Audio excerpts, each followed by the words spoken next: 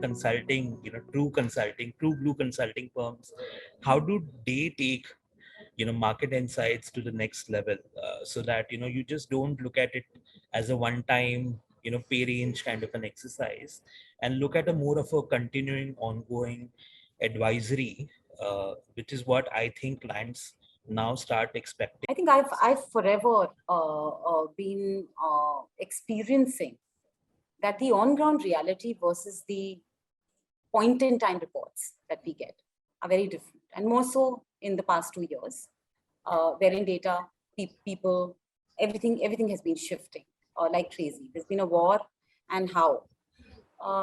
So one thing that I'm looking at is how can I marry what the talent acquisition experience is, on ground at that particular point in time, versus what the consulting firms eventually give to us,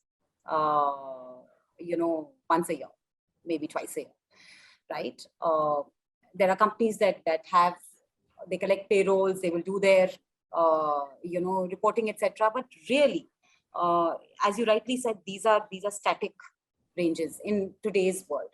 Can we have dynamic ranges? Again, responsibility is going to be shared, wherein organizations are equally, participative. But can we leverage employees like a Glassdoor has ratings, right? Can I pick information from employees? Can I marry that with company data, organizational data, and check for reality? Because when I am hiring, I'm not hiring that pay range. I'm not hiring a person in that pay range. I'm actually hiring the best of the lot out there. And those pay ranges today become obsolete for me. I rarely use them, to be honest. Okay. So that's one, Varun. The second thing that my expectation from consulting again is, gig. I think it's going to take some time for consulting firms to really give us this data. But it'll be a good start if the consulting firms start to collect that data and really, even in early stages, throw it back to us, saying here is, how not what organizational models are, but really the actual salary data is what I'm talking about, or the stipend data, or on an ongoing basis, if we can manage that, not as campus reports. I think for the consulting partners to implement these, again, they would need very good technology for themselves, while the current benchmarking report is again very manual driven, right? We all collect payrolls and we put it on Excel and derive the ranges. If I have to manage a gig workforce, or compensation or total rewards for gig, or the earlier where you want more of a real time view of salaries rather than 6 months ago or 1 year ago, it can't be done by collection of payroll, because you can't keep collecting payrolls every month or every week, right? Nobody has bandwidth. So how do we have a platform or a tech platform which I think the consulting players can use, and some kind of API integration with your HRMS, where as soon as you have revised employee data, automatically it gets built into the comp platform of these companies, and then they say, okay, from last month to this month, salaries have moved by 5% or 10%, and then okay, maybe it's time for me to relook at my internal data. We already have so much of reservation just sharing those payrolls, right? Having an API integration, I think it's going to be a long way coming. But as I said, we can look at that data. Okay, look at a point in time 6 monthly data. But can we really do a reality check using the employees who've left? Yeah. Employees, that's what is the real-time data for me. That's my market data, today's market data. And that is not going to come from your organizational API integrations, for sure. People have become very intelligent today, right? While we go back to them with the market data, they've already searched the internet. It's the boon and bane of our existence, right? The population today is much more smarter than probably what we were a couple of years down the line, right? So they are aware of platforms, and they are aware of things like Glassdoor and Indeed and areas like that. And they go and then research, and that's how they come back and counter you, right? Like this is what is being paid, right? I have my sources of information. So I agree with Priyambi. Any which ways comp is so confidential. Having an API, I don't know how soon we'll be able to do that, but probably data mining from some of these sites, right? Because they get constantly updated.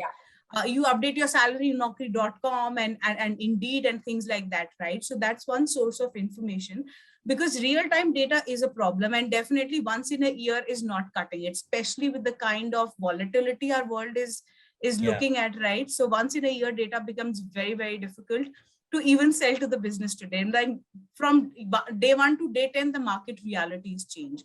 So I think that's the internet, the place where our candidates are going and researching, we definitely need to leverage that. And the other, I think, is we need to evolve. Based on what I've seen, even in the ITS industry, the specializations are evolving like crazy. Gone are the times when you had broader roles, right? Now business is looking at granularity of data. What kind of role is more relevant to me? Gone are the days when, you know, a 60-70% match used to cut it for them.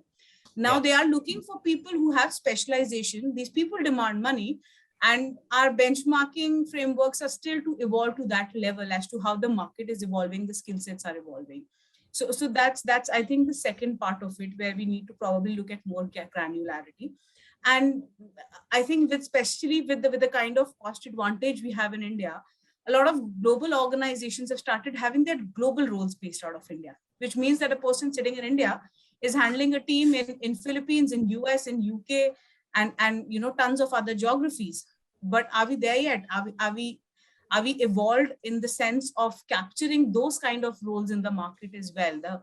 This whole globalization has expanded the talent in India and the kind of opportunities that they are getting.